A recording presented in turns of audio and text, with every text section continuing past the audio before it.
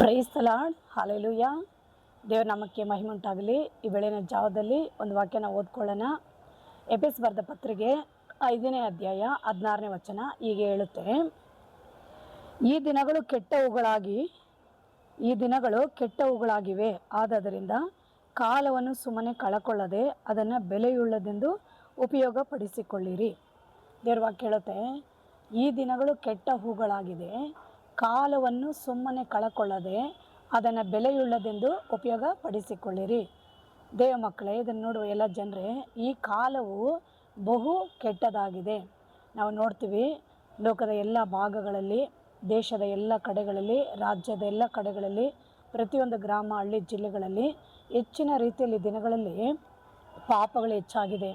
ಎಲ್ಲಿ ನೋಡಿದ್ರೂ ಕ್ರೂರತನ ಹೆಚ್ಚಾಗಿದೆ. ಮನುಷ್ಯರ ಹೃದಯಗಳಲ್ಲಿ ಕರುಣೆ ಇಲ್ಲದೆ ಹೋಗ್ತಾ ಇದೆ. ಮನುಷ್ಯರ ಹೃದಯಗಳಲ್ಲಿ ಪ್ರೀತಿ ಇಲ್ಲದೆ ಹೋಗ್ತಾ ಇದೆ. ಕುಟುಂಬಗಳಲ್ಲಿ ಪ್ರೀತಿ ಸಮಾಧಾನ ಇಲ್ಲದೆ ಹೋಗ್ತಾ ಇದ್ದಾವೆ. ಎಲ್ಲಿ ನೋಡಿದ್ರೂ ಜನಗಳು ಕ್ರೂರವಾಗಿ ವರ್ತಿಸಿಕೊಂಡಿದ್ದಾರೆ. ಇದಕ್ಕೆಲ್ಲ ಕಾರಣವೇನೆಂದರೆ, ಇದು ಕೊನೆ ಕಾಲ. ಹಾಗಾಗಿ ಯೇಸು ಹೇಳಿದ್ದಾರೆ ಮತ್ತಾಯ ಸುವಾರ್ತೆಯಲ್ಲಿ, ಅಧರ್ಮ ಹೆಚ್ಚಾಗುವುದರಿಂದ ಬಹು ಜನರ ಪ್ರೀತಿ ತಣ್ಣಗಾಗುತ್ತೆ. ಅಧರ್ಮ ಹೆಚ್ಚಾಗುತ್ತಂದು ಯೇಸು ಹೇಳಿದ್ದಾರೆ. ಹಾಗಾದರೆ ಅಧರ್ಮ ಅಂದರೆ ಪಾಪ. ಈ ದಿನದಲ್ಲಿ ಎಲ್ಲಿ ನೋಡಿದ್ರೂ ಎಲ್ಲ ಕಡೆಗಳಲ್ಲಿ ಹೆಚ್ಚಿನ ರೀತಿಯಲ್ಲಿ ಪಾಪಗಳು ನಡೀತಾ ಇದೆ. ಎಲ್ಲಿ ನೋಡಿದ್ರೂ ಕ್ರೂರವಾಗಿ ಜನರು ಕೊಲೆಗಳನ್ನ ಮಾಡೋದು, ಕಳ್ಳತನಗಳನ್ನ ಮಾಡೋದು, ಎಲ್ಲಿ ನೋಡಿದ್ರೂ ಒಂದು ಕಡೆ ರಕ್ತಪಾತಗಳು ಹೆಚ್ಚಾಗ್ತಾ ಇದೆ. ಕರುಣೆ ಇಲ್ಲದೇ ಕೊಂದಾಗ್ತಾ ಇದ್ದಾರೆ, ಪ್ರೀತಿ ಇಲ್ಲದೇ ಕೊಂದಾಗ್ತಾ ಇದ್ದಾರೆ. ಎಲ್ಲಿ ನೋಡಿದ್ರೂ ಜನರ ಮಧ್ಯದಲ್ಲಿ ಸಮಾಧಾನ ಇಲ್ಲದೆ ಕ್ರೂರವಾಗಿ ಇವತ್ತು ಕಾರ್ಯಗಳು ನಡೀತಾ ಇದೆ. ಇದರಿಂದ ಯಾರು ನಿಂತಿದ್ದಾರಂದರೆ, ಸೈತಾನ, ಅಶುದ್ಧ ಆವಿಗಳು ಅವ್ರ ಹಿಂದೆ ನಿಂತಿದೆ. ಹಾಗಾಗಿ ದೇವ ಜನರೇ, ಎಲ್ಲಿ ನೋಡಿದ್ರೂ ವ್ಯಭಿಚಾರಗಳು, ಎಲ್ಲಿ ನೋಡಿದ್ರೂ ಬರೀ ಮೋಸ, ಅನ್ಯಾಯ, ಅಕ್ರಮಗಳು, ಅನೀತಿ. ದೇವ್ರ ವಾಕ್ಯ ಹೇಳುತ್ತೆ, ಕಠಿಣ ಕಾಲಗಳು ಬರುತ್ತೆ. ಹಾಗಾಗಿ ಈ ದಿನಗಳಲ್ಲಿ ಎಲ್ಲಿ ನೋಡಿದ್ರೂ ಕಠಿಣ ಕಾಲ, ಕಠಿಣ ಕಾರ್ಯಗಳು ಹೆಚ್ಚಾಗಿ ನಡೀತಾ ಇದೆ. ಹಾಗಾಗಿ ದೇವ್ರ ವಾಕ್ಯ ಹೇಳುತ್ತೆ, ಈ ದಿನಗಳು ಕೆಟ್ಟ ದಿನಗಳಾಗಿದೆ. ಕೆಟ್ಟ ದಿನಗಳು ಅಂದರೆ ಎಲ್ಲ ಕಡೆಗಳಲ್ಲಿ ವ್ಯಭಿಚಾರ, ಎಲ್ಲಿ ನೋಡಿದ್ರೂ ಮಾಟ ಮಂತ್ರಗಳು, ಎಲ್ಲಿ ನೋಡಿದ್ರೂ ಕೊಲೆಗಳು, ಎಲ್ಲಿ ನೋಡಿದ್ರೂ ಅತ್ಯಾಚಾರಗಳು, ಎಲ್ಲಿ ನೋಡಿದ್ರೂ ಜಗಳ, ಎಲ್ಲಿ ನೋಡಿದ್ರೂ ಹೊಡೆದಾಟ, ಬಡ್ದಾಟ, ಎಲ್ಲಿ ನೋಡಿದ್ರೂ ಹಣದ ಆಸೆ, ದ್ರವ್ಯ ಆಸೆಗಳು. ಮನುಷ್ಯನ ಹೃದಯಗಳಲ್ಲಿ ಇವತ್ತು ಹೆಚ್ಚಿನ ರೀತಿಯಲ್ಲಿ ಈ ಪಾಪಗಳು ತುಂಬಿಕೊಂಡಿದ್ದಾವೆ. ಅವ್ರುಗಳು ಮಾಡೋಂಥ ಎಲ್ಲ ಕಾರ್ಯಗಳು ಹೆಚ್ಚಿನ ರೀತಿಯಲ್ಲಿ ಅನ್ಯಾಯವಾದ ಕಾರ್ಯಗಳೇ ತುಂಬಿಕೊಂಡಿದ್ದಾವೆ. ನೋವ ಕಾಲದಲ್ಲಿ ಹಾಗೆ ನಡೀತಾ ಇತ್ತು. ನೋವ ಜನಗಳ ಮಧ್ಯೆ ಹೋಗಿ ದೇವರ ಸುವಾರ್ತೆನ ಸಾರ್ತಾ ಇದ್ರಂತೆ. ಜನಗಳು ಮನ ತಿರುಗಿ ದೇವ್ರ ಕಡೆ ತಿರ್ಕೊಳ್ಬೇಕಂದ್ಬಿಟ್ಟು ನೋವ ಹೋಗಿ ಎಲ್ಲರಿಗೂ ಸುವಾರ್ತೆ ಸಾರ್ತಾಯಿದ್ರು. ಆದರೆ ಜನ ಏನು ಮಾಡ್ತಾಯಿದ್ರು, ಅದನ್ನು ಗೇಲಿ ಮಾಡಿ ದೇವರ ಕಡೆ ಕಿವಿಗೊಡದೆ ಅವರು ನಡೆ ನುಡಿಗಳನ್ನು ಕೆಡಿಸಿಕೊಂಡು ತಮ್ಮ ಹೃದಯಗಳಲ್ಲಿ ಆಲೋಚಿಸೋದೆಲ್ಲ ಬರೀ ಕೆಟ್ಟದಾಗಿ ಇತ್ತೆಂದು ನಾವು ಆದಿಕಾಂಡ ಪುಸ್ತಕದಲ್ಲಿ ನಾವು ನೋಡ್ತಾ ಇದ್ದೀವಿ. ಹಾಗಾಗಿ ದೇವರು ಅದನ್ನು ನೋಡಿ ಭೂಮಿಗೂ ಜನರಿಗೆ ಅಂತ್ಯವನ್ನು ತೀರ್ಮಾನಿಸಿ ದೊಡ್ಡ ಪ್ರಳಯವನ್ನು ಕಳಿಸಿ ಇಡೀ ಭೂಲೋಕವನ್ನೇ ದೇವರು ಜನಾಂಗಗಳನ್ನು ನಾಶ ಮಾಡಿಬಿಟ್ಟ. ಆದರೆ ಈ ದಿನಗಳಲ್ಲಿ ನೋಡುವಾಗೆ ನೋವ ಕಾಲದಲ್ಲಿ ನಡೆದ ಹಾಗೆ ಈಗ ಈ ಮನುಷ್ಯ ಕುಮಾರನು ಬರುವ ಕಾಲದಲ್ಲಿ ನಡೆಯುತ್ತೆಂದು ಮತ್ತಾಯ ಸುವಾರ್ತೆಯಲ್ಲಿ ದೇವರೇ ಹೇಳಿದ್ದಾರೆ. ಹಾಗಾಗಿ ಇದು ಕರ್ತನ ಬರೋಣ ಬಹಳ ಸಮೀಪವಾಗಿದೆ. ಹಾಗಾಗಿ ಸೈತಾನ ಅದವನು ಏನು ಮಾಡ್ತಾ ಇದ್ದಾನೆ, ಎಲ್ಲ ಕಡೆಗಳಲ್ಲಿ ಜನಾಂಗಗಳನ್ನು ಪಾಪಗಳಲ್ಲಿ ಬೀಳಿಸಿ ದೇವರ ಭಯ ಇಲ್ಲದೆ, ದೇವರ ಕಡೆ ತಿರುಗಿಕೊಳ್ಳದೆ, ಒಂದು ಭಕ್ತಿ ಜೀವಿತಗಳನ್ನು ಮಾಡದಾಗೆ ಎಲ್ಲ ಕಡೆಗಳಲ್ಲಿ ಸೈತಾನ ಜನಗಳನ್ನು ಪಾಪಗಳಲ್ಲಿ ಬೀಳಿಸಿ, ಅಧರ್ಮಗಳಲ್ಲಿ ಬೀಳಿಸಿ ಅವರುಗಳು ನಾಶ ಆಗಿ ಹೋಗುವಾಗೆ ಸೈತಾನು ಅನೇಕರ ಆಲೋಚನೆಗಳನ್ನು, ಅನೇಕರ ನಡೆ ನುಡಿಗಳನ್ನು ಕೆಡಿಸಿಕೊಂಡಿದ್ದಾನೆ. ಹೀಗಾಗಿ ಈ ದಿನಗಳು ಬಹಳ ಕೆಟ್ಟ ದಿನಗಳಾಗಿದ್ದಾವೆ. ಹಾಗಾಗಿ ನಾವು ಈ ಕಾಲವನ್ನು ಸುಮ್ಮನೆ ಕಳಕೊಳ್ಳಬಾರದೆಂದು ವಾಕ್ಯ ಹೇಳುತ್ತೆ. ಅಂದರೆ ನಮಗೆ ಕೊಟ್ಟ ಸಮಯಗಳು, ಕೊಟ್ಟ ಕಾಲಗಳು ಸ್ವಲ್ಪ ಮಾತ್ರನೇ. ಇನ್ನು ಸ್ವಲ್ಪ ಕಾಲದಲ್ಲಿ ಯೇಸು ಸ್ವಾಮಿ ಲೋಕಕ್ಕೆ ಬರುವರಾಗಿರ್ತಾರೆ. ಹಾಗಾಗಿ ಇರುವಂಥ ಸ್ವಲ್ಪ ಕಾಲದಲ್ಲಿ ಇದನ್ನು ನೋಡಿಕೊಂಡಿರಿ ಎಲ್ಲ ಜನರೇ, ದೇವ್ರ ಕಡೆ ತಿರ್ಕೊಳ್ರಿ, ಮಾನಸಾಂತರ ಹೊಂದಿಕೊಳ್ಳ್ರಿ. ಪಾಪಗಳನ್ನು ಬಿಟ್ಟು ಮಾನಸಾಂತರ ಹೊಂದಿ ದೇವ್ರ ಕಡೆ ತಿರ್ಕೊಂಡು ಒಂದು ಒಳ್ಳೆಯ ರೀತಿಯಾದ ಭಕ್ತಿ ಜೀವಿತಗಳನ್ನ ನಾವು ಜೀವಿಸುವರಾದರೆ ನಮ್ಮ ದಿನಗಳು ಆಶೀರ್ವಾದವಾಗಿರುತ್ತೆ. ಒಂದು ವೇಳೆ ದೇವ್ರ ಕಡೆ ನಾವು ತಿರುಗಿಕೊಳ್ಳದೆ, ಪಾಪಗಳನ್ನು ಬಿಡದೆ, ನಾವು ನಮ್ಮ ನಡೆ ನುಡಿಗಳನ್ನು ಶುದ್ಧಿ ಮಾಡಿಕೊಳ್ಳದೆ ನಾವು ಹೋದರೆ, ನಮಗೆ ಕೊಟ್ಟಂಥ ಈ ದಿನಗಳು ಕಾಲಗಳು ಮುಗಿದೋದ್ರೆ ಅನಂತರ ಏನಾಗುತ್ತೆ, ನ್ಯಾಯ ತೀರ್ಪು ಅನ್ನೋ ಕಾಲಗಳು ದೇವ್ರ ಮುಂದೆ ಹೋಗಿ ನಾವು ನಿಲ್ಲಬೇಕಾಗುತ್ತೆ. ಹಾಗಾಗಿ ಈ ಕಾಲವನ್ನು ಸುಮ್ಮನೆ ಕಳಕೊಳ್ಳದೆ ಸ್ವಲ್ಪ ಕಾಲದಲ್ಲಿ ಈ ಲೋಕ ಏನಾಗುತ್ತೆ, ಒಂದು ಅಂಧಿಕ್ರೈಸ್ತನ ಆಳ್ವಿಕೆ ಅನ್ನೋದು ಈ ಭೂಮಿಗೆ ಬರೋಂಥ ದಿನಗಳಲ್ಲಿ ಜನರಿಗೆ ಏನು ದೇವ್ರ ಕಡೆ ತಿರ್ಕೊಳ್ಳೋಕ್ಕೆ ಸಮಯ ಇರೋದಿಲ್ಲ, ಭಕ್ತಿ ಪ್ರಾರ್ಥನೆಗಳನ್ನ ಮಾಡೋಕ್ಕೆ ಸಮಯ ಇರೋಲ್ಲ, ಸಭೆಗಳು, ಆರಾಧನೆ, ಸೇವೆಗಳು, ಉಪವಾಸಗಳನ್ನೋದು ಜನರಿಗೆ ಆ ಸಮಯಗಳು ಇಲ್ಲದೆ ಹೋಗ್ಬಿಡುತ್ತೆ. ಅಂದರೆ ಆ ಒಂದು ಕಾಲದಲ್ಲಿ ಅವುಗಳೆಲ್ಲ ಮಾಡೋಕ್ಕೆ ಅಸಾಧ್ಯ ಆಗಿಬಿಡುತ್ತೆ.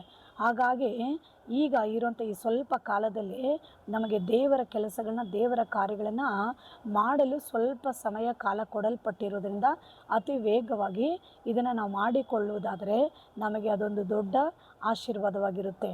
ಅದ್ರಿಗೆ ದೇವರು ಕೇಳುತ್ತೆ, ಬುದ್ಧಿಹೀನರಾಗಿ ನಡೆಯದೆ ಕರ್ತನ ಚಿತ್ತವೇನೆಂದು ವಿಚಾರಿಸಿ ತಿಳಿದವರಾಗಿರ್ರಿ. ಹಾಗಾಗಿ ಬುದ್ಧಿಹೀನರಾಗಿ ನಾವು ನಡೆಯಬಾರದು. ಬುದ್ಧಿಹೀನರಾಗಿ ನಾವು ನಡೆದ್ರೆ ಒಂದು ದಿನ ಏನಾಗುತ್ತೆ, ಬಹಳ ಪಶ್ಚಾತ್ತಾಪ ಪಡುವಂಥ ದಿನಗಳು ಬರುತ್ತೆ. ಆ ದಿನ ನಮಗೆ ಎಲ್ಲ ಮುಗಿದೋಗಿರುತ್ತೆ ದೇವ ಮಕ್ಕಳೇ. ಹಾಗಾಗಿ ಕರ್ತನ ಚಿತ್ತ ಏನೆಂದು ಅರಿತು ಅದನ್ನು ತಿಳಿದು ನಾವು ನಡೆಯುವುದಾದರೆ ನಮ್ಮ ಜೀವಿತದಲ್ಲಿ ನಾವು ದೇವ ಆಶೀರ್ವಾದಗಳನ್ನ ಕಾಣುವರಾಗಿರ್ತೀವಿ. ಹಾಗಾಗಿ ಈ ದಿನಗಳಲ್ಲಿ ನಾವೇನು ಮಾಡಬೇಕು, ಬಹಳ ಎಚ್ಚರವಾಗಿದ್ದು ಪ್ರಾರ್ಥನೆಗಳನ್ನ ಮಾಡ್ತಾ ಇರಬೇಕು. ಬಹಳ ಎಚ್ಚರವಾಗಿದ್ದು ದೇವರ ಸನ್ನಿಧಾನಗಳನ್ನು, ದೇವರ ಕಾರ್ಯಗಳನ್ನು ಹೆಚ್ಚು ರೀತಿಯಲ್ಲಿ ನಾವು ಮಾಡುವರಾಗಿ ನಾವು ಕಾಣಿಸಿಕೊಳ್ಳಬೇಕು. ಸೈತಾನದವನು ಏನು ಮಾಡ್ತಾನೆ, ಕೊನೆ ಕಾಲದಲ್ಲಿ ಸಭೆಗಳಿಗೆ ಹೋಗದ ಹಾಗೆ, ಪ್ರಾರ್ಥನೆಗಳನ್ನು ಮಾಡದ ಹಾಗೆ, ದೇವರ ವಾಕ್ಯದ ಕಡೆ ಕಿವಿಗೊಡದ ಹಾಗೆ, ಒಂದು ಭಕ್ತಿಯುಳ್ಳ ಜೀವಿತಗಳನ್ನ ಮಾಡದಾಗೆ ಸೈತಾನು ಈ ಅಂತ್ಯದ ದಿನಗಳಲ್ಲಿ ಲೋಕವನ್ನು, ಲೋಕದ ಆಸೆಗಳನ್ನು ಜನರ ಮುಂದೆ ತಂದಾಕಿ ಜನರ ಮನಸ್ಸುಗಳನ್ನ ಆ ಲೋಕದ ಕಾರ್ಯಗಳ ಕಡೆ ಎಳೆದುಕೊಂಡು ಹೋಗುವ ಹಾಗೆ, ಅವುಗಳ ಕಡೆ ಹೆಚ್ಚು ಗಮನ ತೋರಿಸುವ ಹಾಗೆ ಸೈತಾನ ಏನು ಮಾಡ್ತಾ ಇದ್ದಾನೆ, ಈ ದಿನಗಳಲ್ಲಿ ಪ್ರತಿಯೊಬ್ಬರುಗಳನ್ನು ವಂಚಿಸಿಕೊಂಡಿದ್ದಾನೆ. ಹಾಗಾಗಿ ಈ ದೇವರ ವಾಕ್ಯವನ್ನು ಕೇಳಿಕೊಂಡಿರೋಂಥ ನೀವು ಯಾರಾದರೂ ಸರಿ, ಈ ದಿನಗಳು ಬಹಳ ಕೆಟ್ಟ ದಿನಗಳಾಗಿದೆ. ಹಾಗಾಗಿ ಎಲ್ಲಿ ನೋಡಿದ್ರೂ ಪಾಪ, ಅಶುದ್ಧ, ಅಧರ್ಮಗಳು. ಹಾಗಾಗಿ ನಮ್ಮ ಶರೀರಗಳು ಪರಿಶುದ್ಧವಾಗಿರಬೇಕು, ನಮ್ಮ ಆತ್ಮಗಳು ಪರಿಶುದ್ಧವಾಗಿರಬೇಕು, ಪ್ರಾಣವು ಪರಿಶುದ್ಧವಾಗಿರಬೇಕೆಂದು ದೇವರ ವಾಕ್ಯ ಹೇಳುತ್ತೆ. ಆತನು ಪ್ರತ್ಯಕ್ಷವಾಗುವಂಥ ಕಾಲದಲ್ಲಿ ಪ್ರಾಣ, ಆತ್ಮ, ಶರೀರಗಳಲ್ಲಿ ದೋಷ ಇಲ್ಲದವರಾಗಿ ಕಾಣಿಸಿಕೊಳ್ಳಬೇಕೆಂದು ದೇವರ ವಾಕ್ಯದಲ್ಲಿ ಬರೆಯಲ್ಪಟ್ಟಿದೆ. ಆಗ ಯೇಸು ಪ್ರತ್ಯಕ್ಷವಾಗುವಾಗೆ ನಮ್ಮ ಪ್ರಾಣ, ಆತ್ಮ, ಶರೀರಗಳಲ್ಲಿ ಏನಿರಬಾರ್ದಂತೆ, ದೋಷ ಇಲ್ಲದವರಾಗಿ ನಾವು ಕಾಣಿಸಿಕೊಳ್ಳಬೇಕೆಂದು ಬರೆಯಲ್ಪಟ್ಟಿದೆ. ಹಾಗಾಗಿ ಕೆಟ್ಟ ದಿನಗಳಲ್ಲಿ, ಕೆಟ್ಟ ಕಾರ್ಯಗಳಲ್ಲಿ ನಾವು ನಮ್ಮನ್ನು ಹೊಲಸು ಮಾಡಿಕೊಳ್ಳದೆ, ನಮ್ಮನ್ನು ಅಶುದ್ಧ ಮಾಡಿಕೊಳ್ಳದೆ, ನಮ್ಮನ್ನು ನಾವೇನು ಮಾಡಬೇಕು, ಯಾವ ದೋಷವು, ಯಾವ ಪಾಪವು, ಅಶುದ್ಧವು ಇಲ್ಲದವರಾಗಿ ನಾವು ಕಾಣಿಸಿಕೊಳ್ಳೋಕ್ಕೆ ಅತಿ ವೇಗವಾಗಿ ಪ್ರಯತ್ನಗಳನ್ನ ಮಾಡಿ ನಮ್ಮನ್ನು ನಾವು ಶುದ್ಧಿ ಮಾಡಿಕೊಳ್ಳುವುದಾದರೆ ಕರ್ತನ ದಿನ ಬರೋಣ ಅವರಿಗೆ ಬಹಳ ಆಶೀರ್ವಾದವಾಗಿ ಆನಂದಕರವಾಗಿರುತ್ತೆ ದೇವ ಮಕ್ಕಳೇ. ಹಾಗಾಗಿ ವಾಕ್ಯಗಳನ್ನು ಕೇಳಿಕೊಂಡಿರೋಂಥ ಎಲ್ಲರೂ ಈ ದಿನಗಳು ಕೆಟ್ಟವುಗಳಾಗಿದ್ದಾವೆ. ಹಾಗಾಗಿ ಕಾಲವನ್ನು ಸುಮ್ಮನೆ ಕಳಕೊಳ್ಳದೆ ಅದನ್ನು ಬೆಲೆಯುಳ್ಳದೆಂದು ಉಪಯೋಗಪಡಿಸ್ಕೊಳ್ರಿ. ಹೆಚ್ಚು ದೇವ್ರ ಕಡೆ ಗಮನ ಹಾರಿಸ್ರಿ.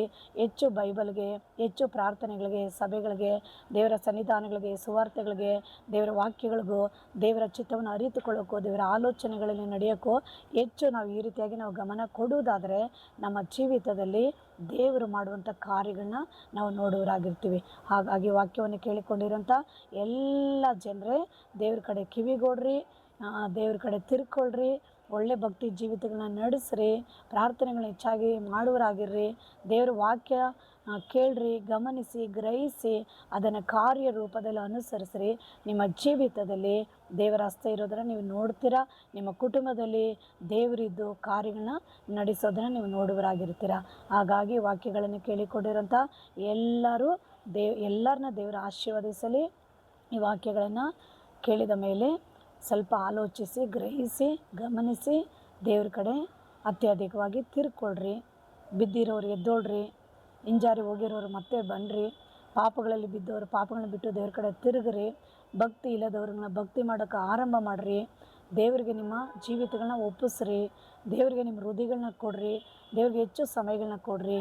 ಇದ್ರ ಮೂಲಕವಾಗಿ ನಿಮಗೆ ದೊಡ್ಡ ಆಶೀರ್ವಾದ. ದೇವರ ಬರೋಣ ನಿಮಗೆ ಬಹಳ ಆಶೀರ್ವಾದವಾಗಿರುತ್ತೆ. ಈ ವಾಕ್ಯಗಳನ್ನು ಕೇಳಿಕೊಂಡಿರೋಂಥ ಎಲ್ಲ ಜನರೇ ನಾವು ಒಂದು ಸಣ್ಣ ಪ್ರಾರ್ಥನೆ ಮಾಡಿಕೊಳ್ಳೋಣ. ಸರ್ವಶಕ್ತನಾಗಿರೋ ದೇವ, ಈ ವಾಕ್ಯಗಳನ್ನು ಕೇಳಿಕೊಂಡಿರೋಂಥ ಎಲ್ಲ ಮಕ್ಕಳನ್ನ ನೀನು ಆಶೀರ್ವದಿಸ್ರಿ. ಎಲ್ಲ ಕುಟುಂಬಗಳನ್ನು ಆಶೀರ್ವದಿಸ್ರಿ. ಅವ್ರು ಮಾಡುವ ಕೆಲಸ ಕಾರ್ಯ ಎಲ್ಲನ ಆಶೀರ್ವದಿಸ್ರಿ. ಎಲ್ಲರಿಗೂ ಶಾಂತಿ ಸಮಾಧಾನ ನೆಮ್ಮದಿ ಕೊಡ್ರಿ. ಎಲ್ಲ ಜನಗಳು ನಿನ್ನ ಕಡೆ ತಿರುಗಿಕೊಳ್ಳಲಿ. ಮತ್ತು ಎಲ್ಲರೂ ಕರ್ತನೆ ಆಯುತವಾಗಿ ಎಚ್ಚೆತ್ತುಕೊಂಡು ನಿನ್ನ ಭಕ್ತಿಯಲ್ಲಿ ನಡೆದು ನಿನ್ನ ಬರೋಣಕ್ಕೆ ಸಿದ್ಧರಾಗಿ ಕಾಣಿಸಿಕೊಳ್ಳೋಕ್ಕೆ ಎಲ್ಲರಿಗೂ ಸಹಾಯ ಮಾಡಿರಿ. ಆಶೀರ್ವದಿಸ್ರಿ. ಯೇಸು ನಾಮದಲ್ಲಿ ತಂದೆ, ಆಮೇನ್. ಈ ವಾಕ್ಯವನ್ನು ಕೇಳಿಕೊಂಡಿರೋಂಥ ಎಲ್ಲ ಮಕ್ಕಳ ದೇವರು ನಿಮ್ಮನ್ನು ಆಶೀರ್ವದಿಸಲಿ. ಲೈಕ್ ಮಾಡಿ, ಶೇರ್ ಮಾಡಿ. God bless you. ಆಮೇನ್.